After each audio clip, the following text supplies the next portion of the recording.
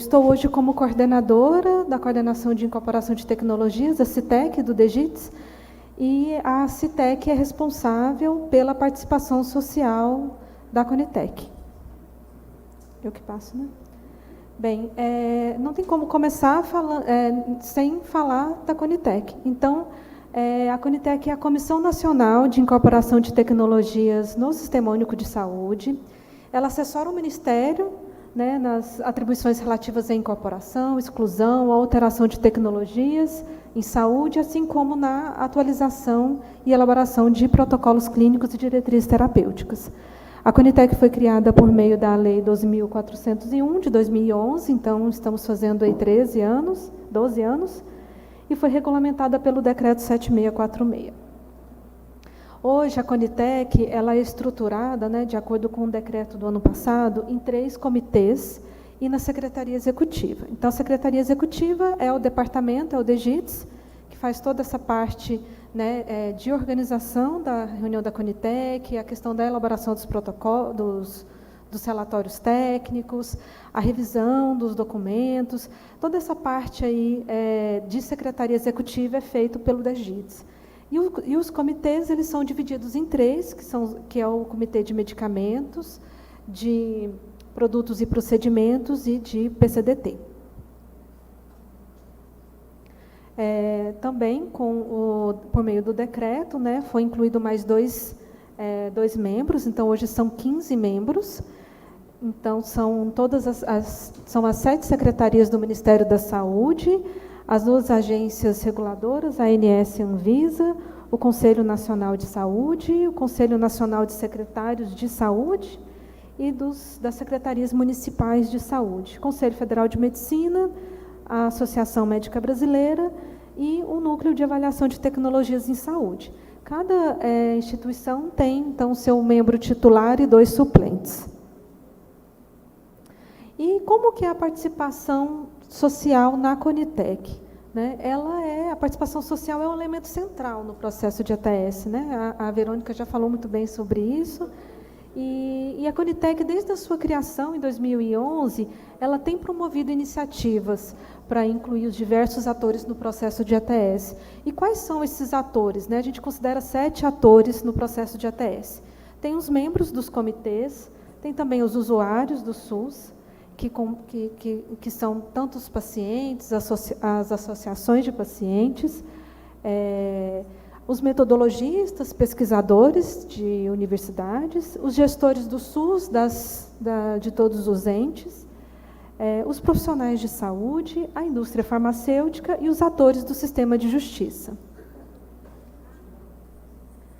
E também são convidados, né, na reunião da Conitec, são convidados a participar os atores do sistema de justiça, tanto o Conselho Nacional de Saúde, o Conselho Nacional do Ministério Público e o Conselho Superior da Defensoria Pública. Isso está no decreto. Tá?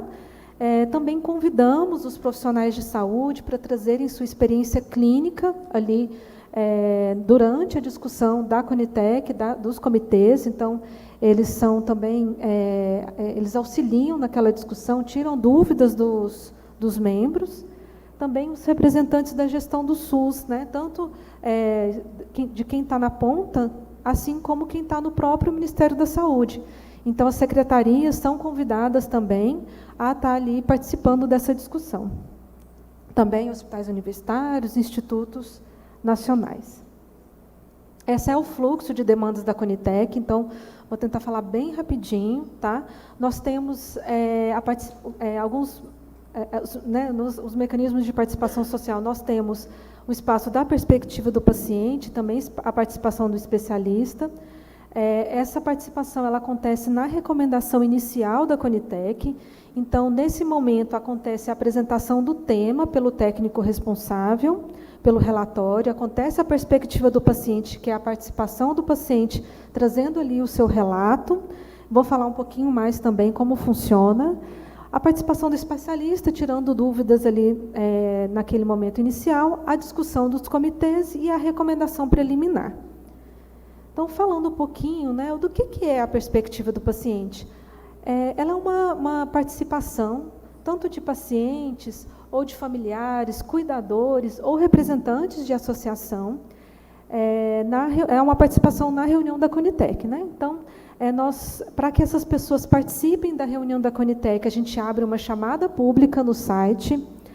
Nós já fizemos 161 chamadas públicas, elas ficam divulgadas no site por um período, as pessoas se inscrevem, elas precisam logar no GovBR e se inscrever. Já tivemos aí mais de 4.000 inscritos e mais de 100 participações. Iniciamos a perspectiva do paciente em dezembro de 2020. Até a minha colega aqui, a Priscila Torres, ela vai falar um pouquinho, né, porque no início, em dezembro de 2020, a gente começou como paciente testemunho. Ele foi um piloto, foi a primeira participação, mas a partir de 2021 já passou a se chamar perspectiva do paciente. Então, por isso que vocês, às vezes, encontram outros nomes, mas a gente denomina hoje como perspectiva do paciente. Estamos completando aí 2 anos, né? Já temos vários resultados bem bacanas. E aí eu pergunto para vocês sabem como contribuir nesse espaço de perspectiva do paciente? Então, eu trouxe alguns pontos, só para a gente deixar isso bem fácil aqui. Que aspectos sobre a experiência com a condição de saúde poderiam ser relatados para os membros do comitê? Então, você que está ali, você se inscreveu para participar da perspectiva, o que você tem a levar para aqueles membros dos comitês? Que experiência que você gostaria que eles soubessem, para que essa experiência seja levada em consideração na discussão feita por eles? Então, sobre a tecnologia que está sendo avaliada, quais foram os benefícios para a sua vida? Você teve melhora dos sintomas? Essa tecnologia, ela promoveu um impacto na sua qualidade de vida, nas suas atividades diárias? Quais são as atividades diárias? No meu caminhar, no meu sono, no meu cuidado com uma pessoa que tem essa condição de saúde. São detalhes do seu dia a dia mesmo, do seu acesso, da sua facilidade. E essa tecnologia, esse medicamento, esse produto, ele teve também desvantagens? Quais foram? Você enfrentou alguma dificuldade no uso dessa tecnologia? Teve algum evento adverso, algum mal-estar, algum desconforto na administração? E como que você acessou essa tecnologia? Ela teve impactos no seu orçamento familiar? O seu acesso foi difícil? Você precisou se locomover até um outro lugar? Você precisou entrar com alguma papelada na secretaria, por exemplo? Como foi esse acesso, né? Então, são detalhes que são muito importantes serem colocados na discussão, porque são informações que a gente não encontra em estudos científicos, né? E a gente tem um Brasil tão amplo, tão grande, que são informações muito importantes para quem está ali tomando decisão. Eu trouxe para vocês também um vídeo, a gente tem 2 minutos, mas é legal porque a gente coloca na prática como acontece isso. Vocês podem colocar, por favor?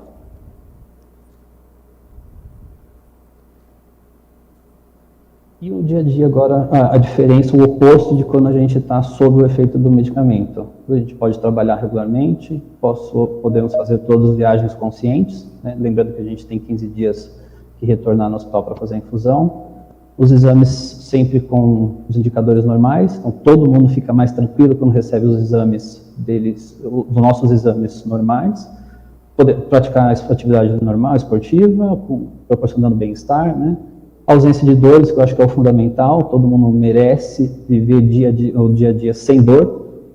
Diminuição ou total eliminação de medicamentos paliativos. Eu mesmo, hoje em dia, não tomo nada além dos Soliris, né? A não ser que tenha alguma atividade específica, uma coisa que eu comentei antes, por exemplo, só uma curiosidade, eu vou fazer um voo eu sou guia de turismo, lembrando, né? Vou fazer um voo de 12 ou 14 horas. Como precaução, eu tomo um anticoagulante, só por causa do voo muito longo.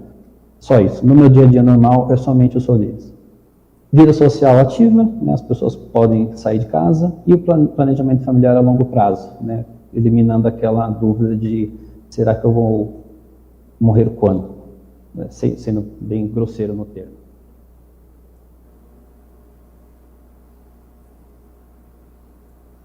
Sim, eu fiz, e eu venho tomando o Selexipag faz aproximadamente 2 anos. Aí você pode passar um slide, por favor? Esse aí é um ecocardiograma que eu trouxe, que eu realizei antes de começar a tomar o Selexipag. E ao final eu faço uma comparação do meu atual. Daí você pode passar de novo. São declarações médicas dos meus médicos para eu conseguir o Selexipag, dizendo que eu estava evoluindo para a falência do ventrículo direito e a óbito, que eu estava tendo desmaios contínuos, e pode passar também.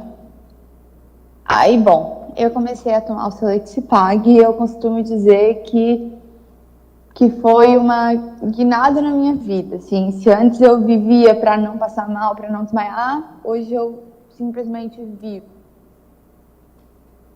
Trouxe 2 exemplos para vocês verem assim o quantas informações que eles trouxeram, né? Parece às vezes a rotina, coisa comum para quem está vivendo com aquela condição, com aquela doença, mas é algo que é importante ser trazido ali, porque na prática isso é bem importante para quem está fazendo a discussão, quem está tomando essa decisão.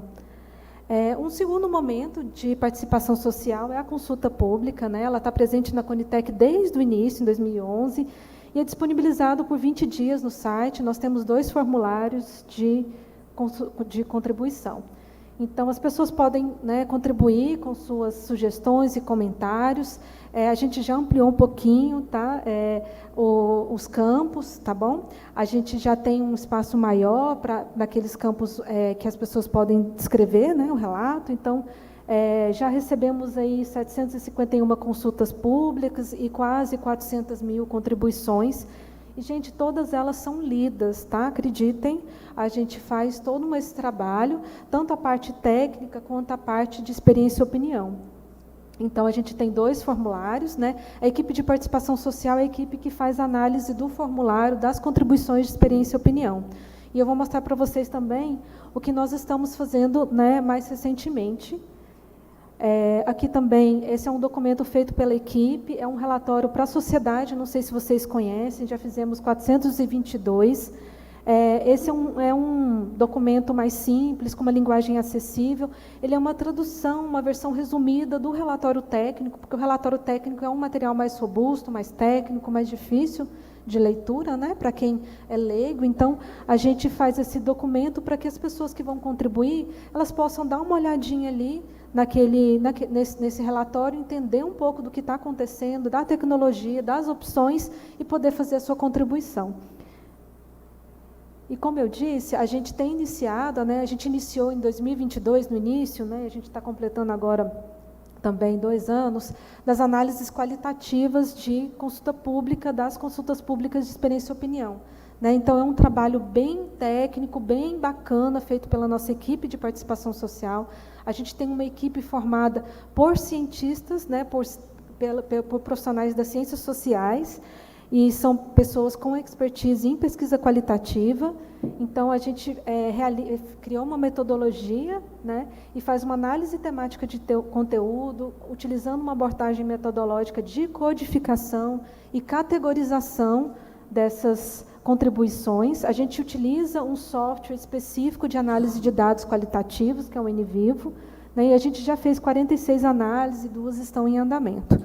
A Verônica mostrou o trabalho dela ontem, né, e ela mostrou como um dos resultados já um resultado de uma análise qualitativa realizada pela nossa equipe. Então, é um trabalho que a gente tem iniciado, a gente tem formado também profissionais, se capacitado, né? É um trabalho também de formiguinha, é difícil também, né? A gente tem que conseguir profissionais que nos capacitem. A gente fez um curso com uma profissional do exterior, e a gente está fazendo esse trabalho de se capacitar para fazer também uma melhor análise dessas contribuições. Então, agora, a recomendação final. Essas contribuições na consulta pública, eles são levadas para esse momento, para essa segunda reunião da Conitec, as pessoas discutem esses achados e fazem a recomendação final. Essa recomendação final ela é enviada para o secretário, porque a Conitec ela faz uma recomendação, mas quem bate o martelo, quem toma a decisão é o secretário de Ciência e Tecnologia. Então, caso ele ache necessário obter mais informações, ele pode convocar uma audiência pública. Senão, ele já faz a decisão final, a tomada de decisão final. Então, aqui, a audiência pública também é um espaço de participação social, já foram realizadas 9 audiências. Esse aqui é um cadastro de pacientes, associações e gestores do SUS. Então, eu peço que quem ainda não tiver cadastrado, quem não tiver, conhecer pessoas que tenham interesse, né, em estar recebendo informativos nossos e estarem participando dessas nossas ações, né, se cadastrem, porque, por exemplo, a Verônica, ela tem interesse em fibrose cística, mas ela tem interesse também em doenças raras. Então, ela se cadastra com o interesse, né, na doença específica, doença, né, de fibrose cística, e aí tudo que tiver, né, a gente envia para ela. Abrir uma chamada pública, ela vai receber. Abrir uma consulta pública, ela vai receber. Então, todo mundo pode receber informações direto aqui da Conitec. Esse aqui é o nosso site, eu fiz aqui um efeito super massa, quer ver? Meu efeito não funcionou. Enfim, aqui embaixo, né, no site da Conitec, a gente tem um espaço de participação social com tudo isso que eu falei, espaço da perspectiva, das consultas públicas, dos relatórios para a sociedade. Então, está tudo no nosso site, está bem transparente. Caso alguém tenha alguma dúvida ou queira entrar em contato conosco, esse é o nosso e-mail, participa.conitec@saude, e a gente está à disposição também, tá bom?